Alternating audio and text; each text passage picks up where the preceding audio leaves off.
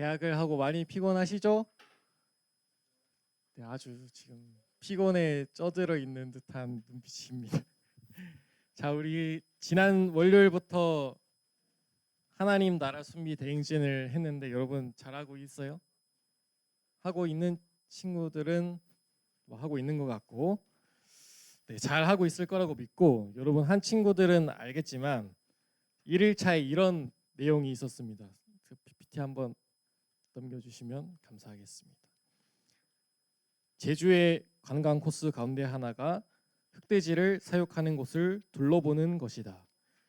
점심 메뉴로 흑돼지 구이를 맛있게 먹고 성읍 민속 마을에 있는 흑돼지 사육장에 갔을 때 흑돼지들이 우리를 보고 하는 말이 있다. 기억나는 친구들은 지금 피식하죠.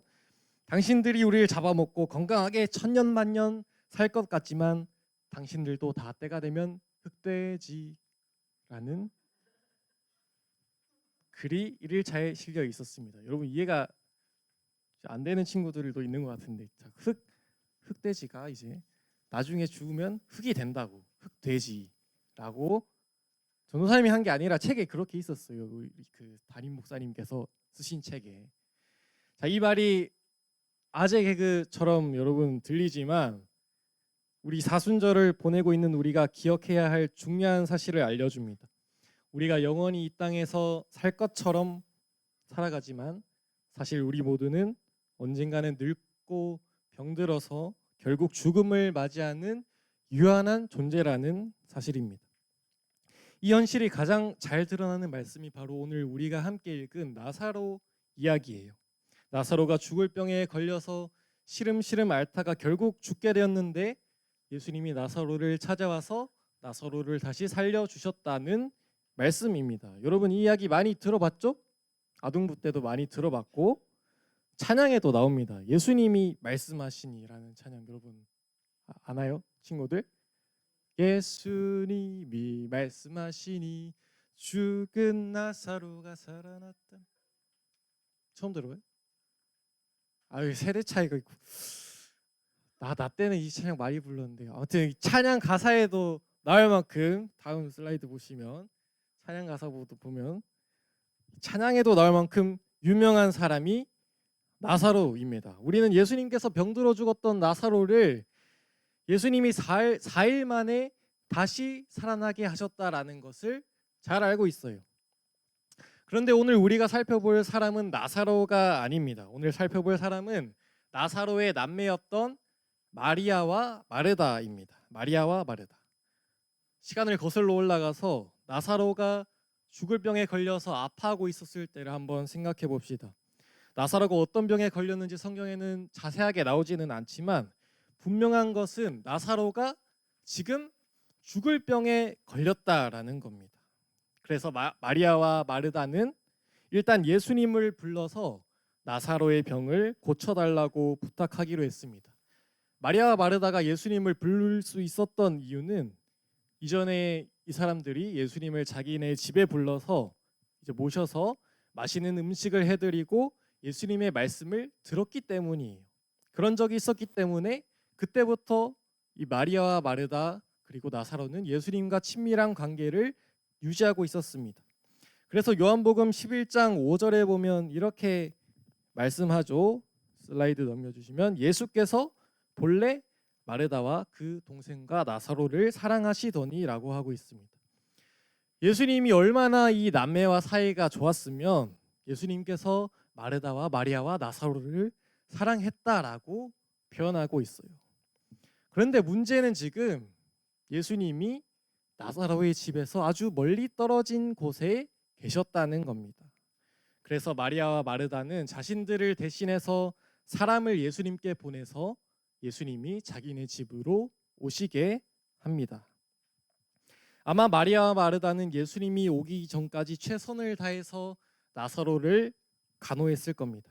나사로가 고통스러워하는 모습을 보면서 많이 힘들었을 거지만 예수님이 오기 전까지만 버티라고 제발 죽지만 말아달라고 나사로에게 간절히 부탁했을 거예요. 그런데 안타깝게도 나사로는 끝내 죽음을 맞이하고 말았습니다. 여러분 장례식장을 가봤나요? 장례식장? 장례식장에 가본 친구들은 알겠지만 우리가 평소에는 죽음에 대해서 생각을 못 하다가 장례식장에 가면 죽음에 대해서 생각하게 됩니다. 사랑하는 사람을 잃어버린 슬픔으로 눈물을 흘리고 가슴이 찢어지게 아파하는 가족과 친척과 친구들을 보면서 죽음이 얼마나 우리에게 감당할 수 없는 큰 슬픔을 안겨다 주는지 알 수가 있습니다. 마리아와 마르다에게도 이런 슬픔이 찾아왔습니다. 나사로를 지키지 못했다는 죄책감과 나사로를 떠나보냈다는 그 슬픔이 합쳐져서 매우 복잡하고 힘든 마음이 들었을 거예요. 그런데 예수님은 나사로가 죽은 지 4일이 지나고 나서야 나사로의 집을 찾아오셨습니다. 예수님이 오신다는 소식을 들은 마르다가 먼저 예수님을 맞이하러 나가서 예수님과 대화를 나눕니다. 그 이후에 예수님께서 마리아를 찾으셔서 이제 마르다가 집으로 돌아가서 동생인 마리아를 데리고 예수님께 나왔습니다. 마리아는 예수님이 자신을 부른다는 말을 듣고 급하게 일어나서 예수님을 향해 달려갔습니다. 그리고 예수님 앞에 나아가서 이렇게 말을 했습니다. 32절 말씀 한번 함께 읽어보겠습니다. 시작. 마리아가 예수 계신 곳에 가서 배웠고 그 발 앞에 엎드려 이르되 주께서 여기 계셨더라면 내 오라버니가 죽지 아니하였겠나이다 하더라. 아멘. 마리아가 집에서 뛰쳐나가서 열심히 달려가서 예수님 앞에 도착하자마자 예수님의 발 앞에 엎드려서 울면서 이렇게 말합니다. 예수님이 저희 집에 오셨으면 나사로가 죽지 않았을 텐데. 예수님이 저희 집에 오셨으면 나사로가 죽지 않았을 텐데. 이 말을 하고 나서 마리아는 아무 말도 하지 않고 예수님의 발 앞에 엎드려서 엉엉 울기만 했습니다. 그리고 마리아를 따라서 함께 나온 유대인들도 모두 울음바다가 되었어요. 그런데 사실 예수님께서는 나사로가 병들었을 때부터 이미 나사로가 끝내 죽을 거라는 것을 알고 계셨습니다. 그래서 예수님은 나사로를 살리는 기적을 베푸시고 그것을 통해서 하나님께 영광을 돌리겠다라고 말씀까지 하셨어요. 그러면 우리가 한번 예수님의 입장에서 생각을 해봅시다. 예수님의 관점에서. 우리가 만약 예수님이라면 마리아와 사람들이 찾아와서 예수님 저희 너무 슬퍼요 하면서 울고 있는 모습을 보고 있을 때 여러분 그 사람들에게 뭐라고 말해줄 것 같나요? 전도사님이라면 이렇게 말해줄 것 같습니다. 야 얘들아 내가 왔잖아. 뭘 울고 있냐. 야 울음 뚝 그쳐. 내가 나사로 그냥 부활시켜 줄 거니까 지금 울음 그치고 뚝하지 알겠지? 하고 전도사님은 약간 좀 티 같긴 하지만 그렇게 했을 것 같아요. 왜냐하면 예수님에게 나사로의 죽음은 아무런 문제가 되지 않거든요. 예수님이 능력 조금만 발휘하셔도 나사로를 금방 살리실 수가 있거든요. 조금 있으면 그렇게 하실 예정이거든요. 그런데 예수님의 실제 반응은 이랬다라고 합니다. 33절에서 35절 말씀을 함께 읽어보겠습니다. 시작. 예수께서 그가 우는 것과 또 함께 온 유대인들이 우는 것을 보시고 심령의 비통히 여기시고 불쌍히 여기사 이르시되 그를 어디 두었느냐 이르되 주여 와서 보옵소서 하니 예수께서 눈물을 흘리시더라. 아멘. 33절에 보면 예수님께서 심령의 비통히 여기시고 불쌍히 여기셨다라고 하는데 쉽게 말하면 예수님이 분노하시고 괴로워하셨다라는 뜻입니다. 예수님이 무엇을 보고 분노하고 괴로워하셨을까요?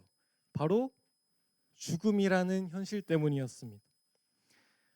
예수님은 인간의 죄로 인해서 생긴 죽음이라는 현실을 보고 분노하시고 괴로워하셨습니다.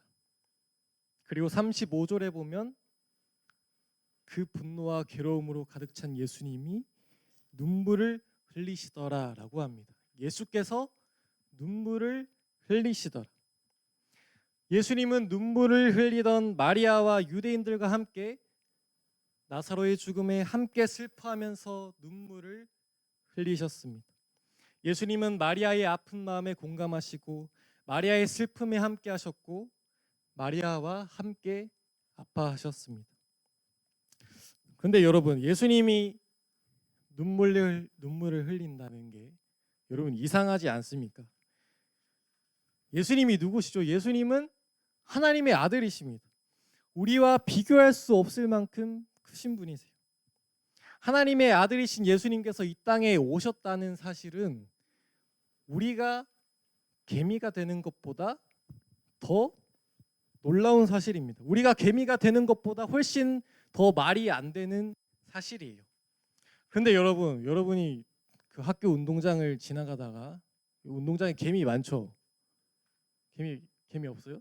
요즘 운동장에? 요즘에 시설이 굉장히 잘 돼 있네요. 전도사님 때만 해도 운동장에 개미가 굉장히 많았거든요.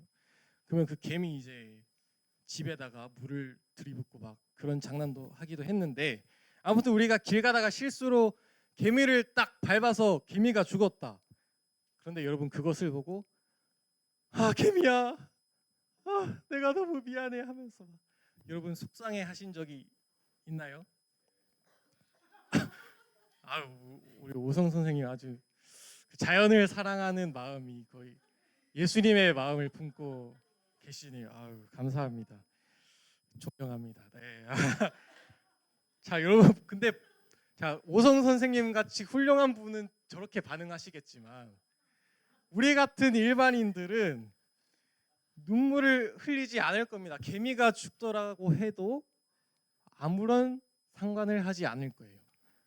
왜냐하면 우리 대부분에게 개미의 목숨은 죽어도 안타깝지 않다고 생각할 만큼 하찮은 거기 때문입니다.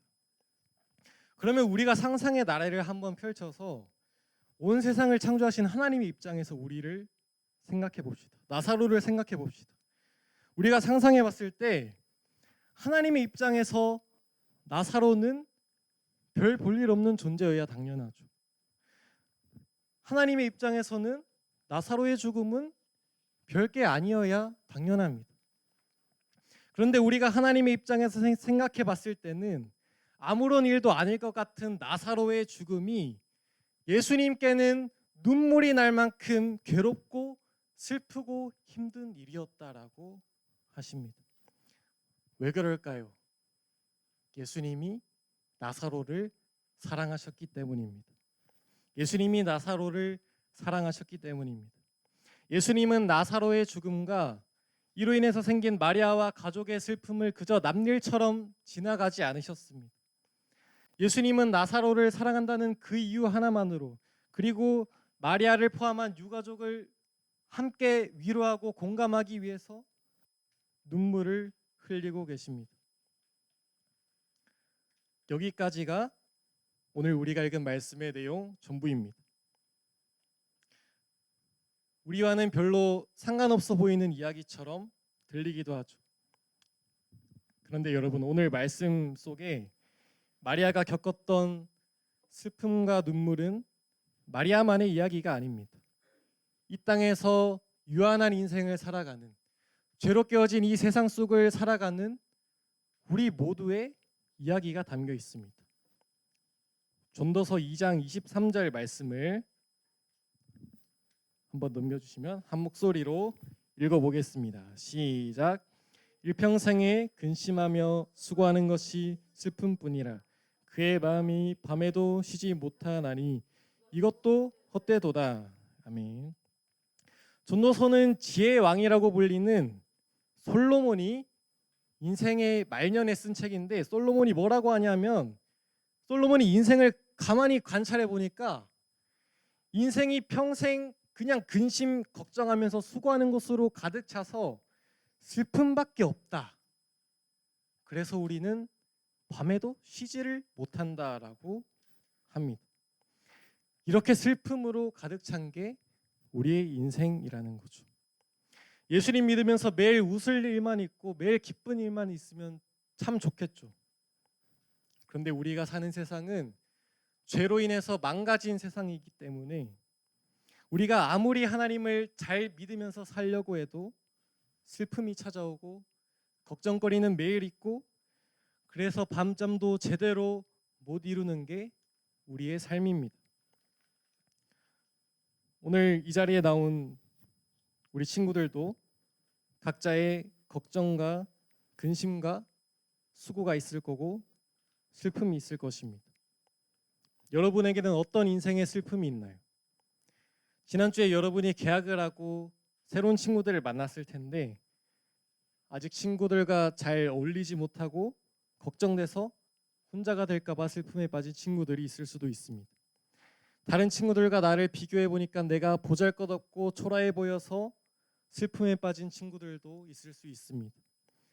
공부와 시험 성적에 대한 압박 때문에 학교와 학원에 무겁게 발걸음을 옮기면서 조금만 내 성적이 떨어져도 자신을 자책하고 채찍질하는 슬픔에 빠진 친구들도 있을 수 있습니다. 나도 삶을 멋지게 살아보고 싶고 열심히 살고 싶은데 내 마음대로 안 되고 맨날 제자리로 돌아오는 것 같아서 슬픔에 빠진 친구들도 있을 수 있습니다. 겉으로는 괜찮은 척하면서 웃고 있을 수도 있지만 아무에게도 말을 하지 못하고 속으로만 끙끙 앓으면서 울고 있는 친구들도 있을 수 있습니다. 그런 우리가 이 슬픔을 누구에게 말할 수 있을까요? 아마 부모님에게도 이야기할 거고 친구에게도 이야기할 수 있을 것입니다. 그러나 아무리 가까운 사이라고 해도 부모님이라 해도 친구라고 해도 우리에게는 말하지 못할 슬픔이 있죠. 아무도 내 마음을 이해하지 못할 거라고 내 마음을 알아주지 못할 거라고 생각하면서 스스로 내 마음의 벽을 높게 쌓을 때가 있습니다. 그런데 바로 그때 예수님은 그런 우리를 절대로 외면하지 않으십니다. 우리가 슬픔 때문에 주저앉아 있을 때 예수님은 그런 우리를 답답해하지도 않으십니다. 예수님은 우리의 눈물을 절대로 가볍게 생각하지도 않으십니다. 죄로 인해 망가진 이 세상 속에서 하나님의 자녀답게 예수님의 제자답게 살려고 아무리 발버둥 쳐도 끊이지 않는 근심과 걱정 속에서 매일 눈물 흘리면서 울음이 터지는 삶을 살아갈 때 예수님은 우리에게 울음 그쳐라고 울음 좀 그만 그쳐라 그만 울어라 말씀하시지도 않습니다. 예수님은 우리의 곁에 찾아오셔서 우리의 슬픔에 함께 하시고 우리와 함께 울어주시는 분이십니다. 우리가 이 땅에 사는 동안 우리의 눈물은 영원히 멈추지 않을 것입니다. 완전히 사라지지 않을 거예요. 눈물 나는 일은 계속 있을 것입니다. 그러나 우리에게 소망이 있는 것은 예수님께서 이 땅에 다시 오셔서 우리가 새하늘과 새 땅에 들어가는 그날에 예수님께서 우리의 모든 눈물을 닦아주시겠다고 약속하셨기 때문입니다. 요한계시록 21장 4절 말씀은 이렇게 말합니다. 한번 넘겨주시면 감사하겠습니다. 또 하나님이 그들의 두 눈에서 눈물을 다 닦아주실 것입니다. 이제 죽음이 더는 없을 것입니다. 애곡하는 일도 통곡하는 일도 아픔을 겪는 일도 더는 없을 것입니다. 이 말씀은 하나님을 잘 믿으면 우리가 이 세상에서 눈물이 없어진다라는 뜻이 아닙니다. 모든 문제가 없어진다는 뜻이 아닙니다. 우리는 모두 눈물 나고 슬픔으로 가득한 삶을 살아갑니다. 그러나 예수님을 믿는 우리의 마지막은 슬픔과 눈물이 아닐 거라고 약속하십니다. 왜냐하면 예수님이 십자가에서 이미 죽으시고 부활하심으로 죽음을 이기시고 예수님께서 다시 오시는 날에 우리 모두의 눈물을 닦으시고 영원한 기쁨을 선물로 주실 것이기 때문입니다. 그래서 예수님을 믿는 우리에게는 눈물은 잠시 지나가는 과정일 뿐입니다. 지금 우리의 눈에서 흐르는 눈물은 영원하지 않습니다. 지금 우리를 괴롭히는 슬픔도 영원하지 않습니다. 예수님께서 다시 오시는 날에 죽음도 없고 아픔도 없고 슬픔도 걱정도 아무것도 없는 모든 것이 끝나는 그 기쁨의 날이 찾아올 것입니다. 예수님께서 우리의 눈에서 눈물을 닦아주시고 완전한 위로를 주실 것입니다. 지금 우리와 함께 오시는 예수님께서 그날에는 우리의 눈물을 멈추게 하실 것입니다. 그러니 사랑하는 중등부 친구들, 여러분이 힘든 현실 속에서 지금 눈물을 흘리고 울고 있어도 괜찮습니다. 지금 마음이 무너져 있어도 괜찮습니다. 왜냐하면 우리에게는 우리와 함께 울어주시는 예수님이 있기 때문입니다. 마지막 날에 우리의 눈물을 닦아주시고 영원한 기쁨을 주실 예수님이 있기 때문입니다. 그래서 우리는 슬프고 눈물 나는 일이 있을 때도 소망을 품고 예수님께 나아갈 수 있습니다. 예수님께 기도를 길게 하지 않아도 괜찮습니다. 모든 것을 설명하려고 하지 않아도 괜찮습니다. 그냥 마리아처럼 예수님 앞에 엎드려서 우는 것만으로도 괜찮습니다.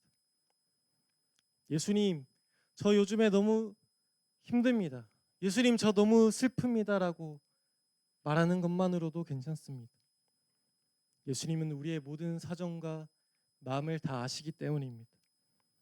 그 예수님 앞에서 여러분의 모든 슬픔과 걱정과 근심을 다 들고 나아가서 예수님께 진정한 위로를 받고 예수님과 함께 끝까지 여러분의 인생길을 걸어가는 우리 중등부 친구들 되기를 간절히 바랍니다. 함께 찬양하고 기도하겠습니다.